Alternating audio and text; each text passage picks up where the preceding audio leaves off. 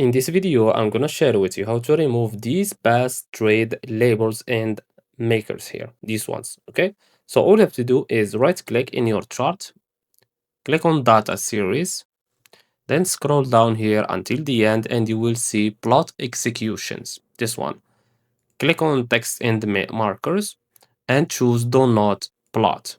Click on apply and click on OK. As you can see, the labels and the arrows has been removed. If you want to bring it back, right click and click on data series. Scroll down again, go to plot execution and choose text and maker. Click on apply.